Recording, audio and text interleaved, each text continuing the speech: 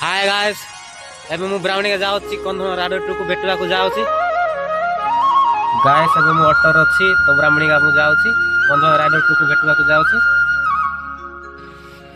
तो गाइस मु ब्राह्मणी कॉलेज पहुंचली। ब्राह्मणी कॉलेज से बाहर मु खिया हैछि।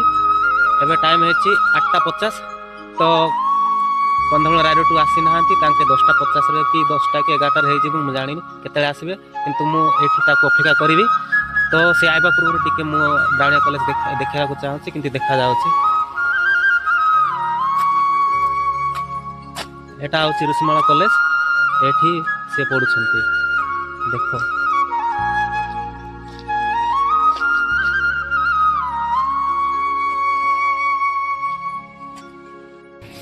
फाइनली कंधमाल राइडर टू को भेटवा को मिलला। तो देखो से मो पाखरे अछंती कोन कहबा को चाहउछंती। तो गाइस भाई आड़ेबंगा दूरରୁ आइसन्ते मते देखबाको आ मो कॉलेज रे थिले तो जने भाई को कह के पठैले आ कंधमाल राइडर को देखबे कह।